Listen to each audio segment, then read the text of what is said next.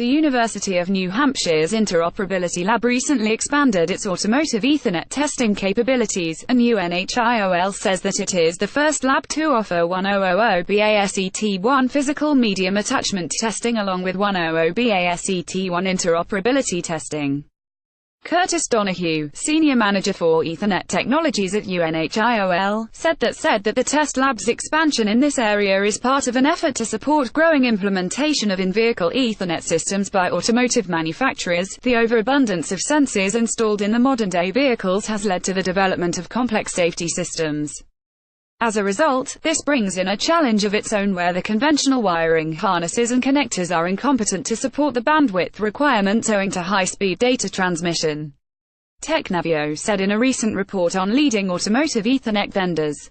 Emphasizing on this, OEMs are investing in the development of networking technologies that involves lightweight materials at low cost and higher bandwidth limit. This is where in-vehicle Ethernet wiring comes in. Connected and autonomous vehicles both rely heavily on sensors and in the future, around the vehicle for driver assistance and future autonomous capabilities, Donoghue said. Those sensors have a wired connected backbone, and Ethernet has been adopted in that backbone in order to enable higher data rates and more bandwidth, so that, for instance, both infotainment systems and advanced driver assistance systems can both work, Donoghue said. Automotive Ethernet is looked to by the automotive OEMs as the next-generation data bus, he added.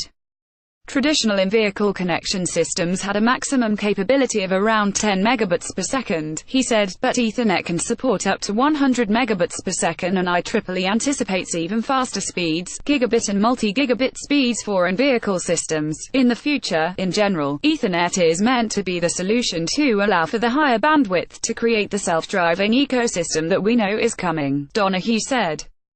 Unh-iol is one of the only test labs used by the Open Alliance for the physical layer conformance testing for 100BASET1, which Donoghue said is more focused towards silicon vendors.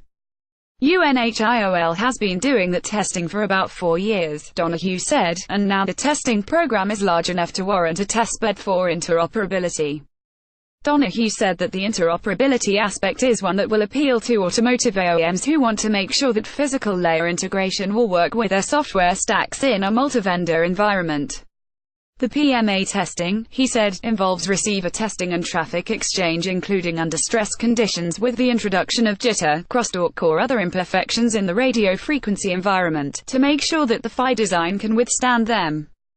The interoperability testing focuses on testing products from a variety of companies over different cable lengths up to 15 meters with 5 connectors to ensure that there are no issues such as injected errors or incorrect reception.